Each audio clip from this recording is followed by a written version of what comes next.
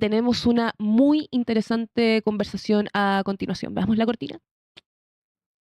¿Ya la vimos? Sí, la vimos. Ya. Bueno, entonces comencemos, porque la condena por la denominada Operación Topógrafo confirmó que organismos del Estado utilizaron herramientas de inteligencia para intervenir ilegalmente en las comunicaciones del periodista Mauricio Weibel mientras investigaba casos de, corrupción en el ejército. El exministro de la Corte de Apelaciones, Juan Antonio Poblete, y el exdirector de inteligencia del ejército fueron condenados por autorizar y ejecutar el espionaje mediante antecedentes falsos en el primer fallo en Chile por este delito vinculado al uso indebido de facultades intrusivas de inteligencia. Y por eso en esta mañana, en esta conversación, en esta entrevista, conversamos con Rodrigo Bustos, director ejecutivo de Amnistía Internacional Chile, sobre los límites, por supuesto, legítimos del secreto investigativo, el derecho de la sociedad a conocer hechos de interés público y las garantías institucionales necesarias para proteger a periodistas, fuentes y medios de comunicación. Bienvenido. ¿Cómo te encuentras? Bien, muy buenos días, Geraldine, Nicolás. Muchas gracias por la invitación. Rodrigo, hoy en Chile se está discutiendo dos noticias que parecen completamente distintas, pero que quizás hablan del mismo problema, porque por un lado conocemos esta condena histórica por espionaje ilegal contra un periodista, y por otro el Congreso discute una ley que podría aumentar las sanciones por divulgar también antecedentes reservados de investigaciones. Y ya, yendo por la primera arista, siendo esta la primera condena en Chile por espionaje ilegal contra un periodista utilizando herramientas de inteligencia del Estado, ¿qué tan histórico es este fallo? Sin lugar a dudas es muy histórico este fallo, Geraldine, porque la verdad es que cuando comienzan prácticas autoritarias en un país, una de las primeras cuestiones que se afecta es justamente el ejercicio del trabajo de periodistas, comunicadores sociales, los medios de comunicación. O sea, cuando hay en el poder personas que buscan afianzar un régimen autoritario, se busca callar a los medios de comunicación, a veces encarcelar periodistas, establecer leyes que impliquen censura para los medios de comunicación. Y en este caso, de lo que hablamos, es algo que ocurrió en Chile, no en Nicaragua, no en Venezuela, no en Rusia, no en países donde hay régimen autoritario o con práctica autoritaria muy afianzadas. Y para recordar a quienes nos escuchan, nos ven, qué es lo que ocurrió, es que en este caso lo que sucedió es que se destapó hace poco más de 10 años un escándalo de corrupción, el denominado Milico Gate, por la utilización de fondos de la ley reservada del cobre por decenas de militares, incluido un excomandante en jefe del ejército, para enriquecimiento ilícito, para utilizarla en casino o usarla para otros fines personales. Y aquí el periodista Mauricio Weibel, junto a también personas militares que ayudaron a investigar y a denunciar lo que había ocurrido, destaparon este escándalo de corrupción que se supone, las cifras finales son de alrededor de 7.500 millones de pesos que se defraudaron al fisco.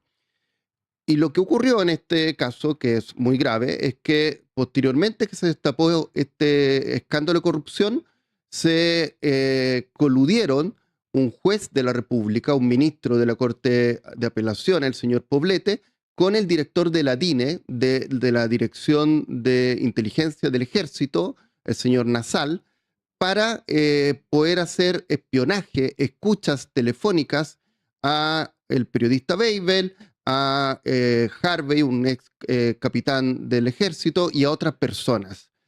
Y eso además, Geraldine, es tan grave o es más grave porque varios ministros de defensa, como el señor Espina, el señor Desbordes, el señor Waldo Procurica, fueron citados a la Comisión de Defensa de la Cámara de Diputados y apoyaron lo que había ocurrido, apoyaron esta operación de inteligencia para espiar a un periodista que había hecho la pega de destapar un escándalo de corrupción. Entonces, esta sentencia que en definitiva condena a este juez y a este exdirector de inteligencia del ejército es histórica, porque efectivamente muestra que la justicia puede jugar un papel finalmente en casos de espionaje que involucran la libertad de expresión y la labor de periodistas. Aquí Mauricio Weibel finalmente sigue investigando, pero no todos los periodistas tienen esa espalda. Entonces me gustaría preguntarte cuánto daño produce el solo hecho de saber que podrías estar bajo vigilancia mientras estás investigando.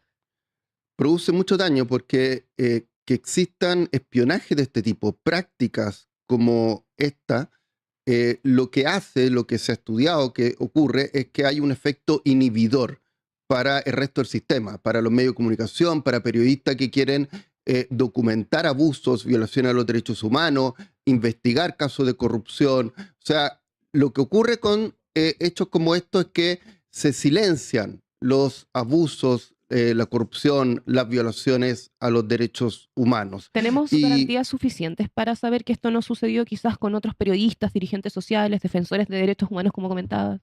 no tenemos garantías suficientes. Sabemos que en general en el mundo hay una situación bien problemática respecto de la libertad de expresión y ataques a periodistas y comunicadores sociales. En más de la mitad del mundo hay una situación grave o muy difícil para el ejercicio de la libertad de prensa.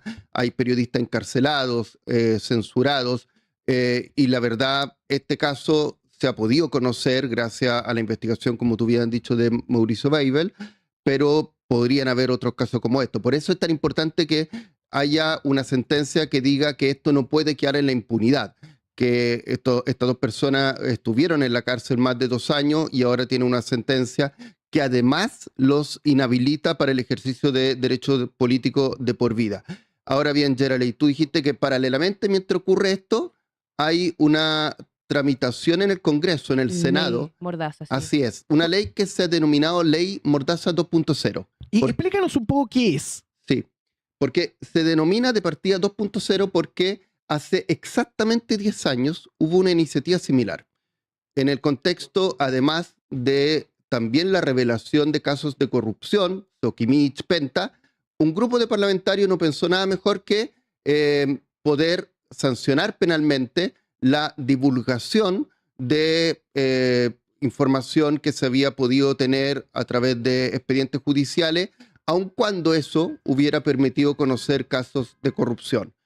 Ahora, prácticamente 10 años después, el año pasado, un grupo de senadores bastante transversales, 5 senadores presentaron una moción parlamentaria que se supone tiene una finalidad que es legítima. ¿Cuál es la finalidad que dice el proyecto? Poder, digamos, establecer que no hayan filtraciones, y eso ayudaría a la eficacia de las investigaciones penales, también a poder resguardar la presunción de inocencia, pero el problema importante es que este proyecto también establece no solo sanciones para funcionarios públicos que vulneran su deber de mantener el secreto, la reserva de las investigaciones, sean del Ministerio Público o de órganos auxiliares como la Policía de Investigaciones, sino que también a quienes divulguen información aunque no sean funcionarios públicos, como periodistas o como el caso, por ejemplo, de Mauricio Weibel. Si la ley Mordaza 2.0 se aprobara en el Congreso, el señor Mauricio Weibel podría estar en la cárcel eventualmente por 5 años y tener una multa de 40 millones de pesos. Por eso es tan importante que se sepa y que los medios de comunicación también independientes como los de ustedes puedan hablar, abordar de esto y que de alguna forma se insta al Senado a no continuar con la tramitación de este proyecto de ley. Ahora, es interesante porque lo que también no podría indicar es que durante los procesos judiciales muchas veces se puede entorpecer con cierto manejo de información a la luz pública o influir sobre su resultado si algunos datos se exhiben en público. Entonces, es complicado, estoy de acuerdo con lo que tú estás planteando, pero también está el otro lado, ¿no? ¿Cómo podemos administrar para que tener una ley que sea justa con el periodismo, pero también con la opinión pública? Yo estoy de acuerdo, Nicolás. Efectivamente, por eso decía que la finalidad del proyecto de ley es legítima. Digamos, esto de que no hayan filtraciones y que por lo tanto los funcionarios del Ministerio Público, de la Policía de Investigaciones tengan un deber reforzado, es algo que, por supuesto, puede ser positivo en una sociedad democrática. Hay que, eso sí, resguardar lo que ocurre con los periodistas y con el destape de casos de corrupción. Pueden haber distintas fórmulas finalmente en el debate legislativo. A lo mejor en la tramitación de este proyecto de ley se reformula y se cambia tan significativamente que puede eventualmente haber un proyecto de ley que pueda ser positivo en el sentido que planteas tú. El problema actual es que llega a criminalizar de tal forma a Claro. los periodistas que se puede tener ese efecto inhibidor del que hablábamos anteriormente y silenciar casos de grave violación a los derechos humanos o no se pueda destapar corrupción como la que ocurrió no solo hace 10 años, sino también en el último Claro. tiempo, por ejemplo, en el Poder Judicial. Claro, Ujú. no hubiésemos conocido casos como Penta, Cabal, Audios, Milico Gate Todo incluso. eso. Entonces, hay algo que me entra la duda respecto a esto. Finalmente, aunque un periodista sea absuelto, ¿el proceso judicial ya podría considerarse en una forma de castigo quizás? Efectivamente, Claro. efectivamente, es lo que conversábamos anteriormente. Mauricio Weibel tuvo la valentía de llevar esto adelante. Hay que recordar que igualmente él fue víctima de espionaje, pero el que ocurran este tipo de cosas, el que ocurra un espionaje hacia periodistas, el que se establezca una ley que pueda criminalizar, penalizar conductas de periodistas, de medios de comunicación, de comunicadores sociales por ejercer una labor de interés público, puede tener un efecto inhibidor en el ejercicio de la libertad de prensa, de la libertad de expresión y por lo tanto debilitar en definitiva nuestra democracia. Amnistía Internacional, al estar observando muchos países, ¿cómo tú podrías definir cómo empiezan normalmente estos procesos de debilitamiento de la libertad de prensa? Bueno, la verdad es que empiezan con iniciativas de este tipo, cuando después los regímenes que tienen práctica autoritaria van avanzando, adoptan otro tipo de medidas, como leyes que derechamente censuran a los medios de comunicación, se encarcela a periodistas, como ha sucedido en los últimos años en Guatemala, se lo ataca con agresiones, se asesinan, como sucede muchas veces en México. Entonces, la verdad que Chile no está en la situación respecto del ejercicio de la libertad de expresión y las garantías que tienen los periodistas y los medios de comunicación de la mayoría de los países de América Latina. Claro, porque nadie presenta un proyecto diciendo vamos a censurar a los Así- periodistas, sino más bien se habla generalmente de seguridad nacional, de la protección de datos, fake news. Así es, pero lo llamativo además, Geraldine, es que este tipo de proyectos de ley se presentan siempre cuando se destapan casos graves de corrupción. O sea, ocurrió hace 10 años cuando se dio a conocer los casos Penta, Sokimich. Y ahora, el año pasado, se presenta cuando se conoce el caso Audio y una serie de otros casos graves de corrupción en el Poder Judicial. Y efectivamente, no se dice queremos censurar a los periodistas, a los medios de comunicación. Se dice queremos resguardar el eficaz desarrollo de las investigaciones judiciales y del Ministerio Público. Por supuesto que la finalidad que se dice otra, y en general sucede cuando también comienzan prácticas autoritarias. Ujú. Para ir cerrando, ¿qué hitos le están llamando la atención a Amnistía Internacional hoy sobre el debate público? ¿Qué temas en Chile están despertando la alerta de esta organización? Son varias cosas, Nicolás. Estamos a poco más de 4 meses de iniciado el gobierno del presidente Kast y la verdad es que es un gobierno que señaló en su programa y durante la campaña que se iba a centrar en crecimiento económico, control de la inmigración y temas vinculados a la seguridad ciudadana, la prevención de la delincuencia.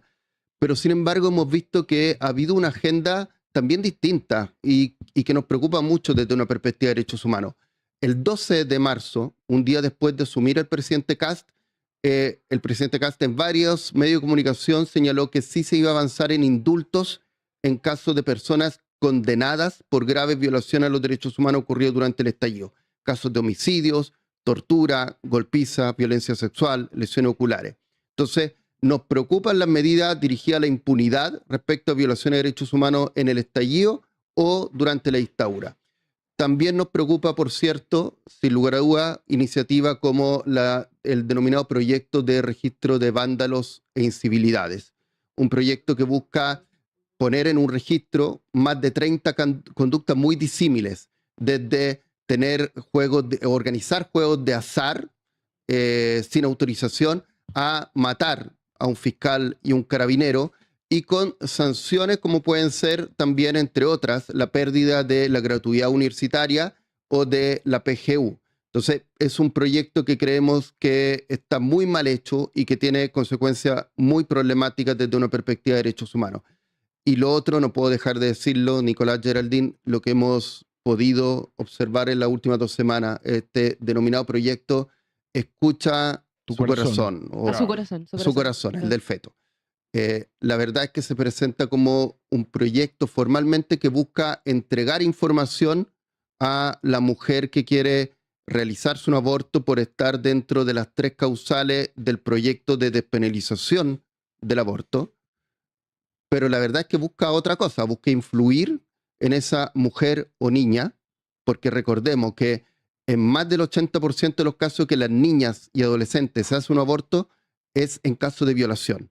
Entonces, estos diputados y diputadas lo que pretenden es que, por ejemplo, una niña de 12 años que ha sido víctima de violación, por ejemplo, por alguien de su familia, para poder abortar, tenga que escuchar el latido del feto. Una mujer que ya sabe que hay un feto en su vientre, tenga que escucharlo porque si no, el Estado le va a impedir abortar. Claro, y en este caso es distinto porque tú propones una situación hipotética donde es una niña, donde todavía está comprendiendo cómo es enfrentar su propio cuerpo, qué es lo que está enfrentando con los cambios, el embarazo también que tiene que llevar adelante. Es sumamente complicado.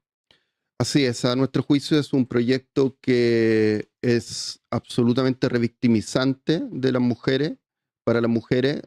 No retrotrae a antes de la ley de despenalización del aborto en 3 causales, cuando la mujer no se consideraba sujeto de derecho.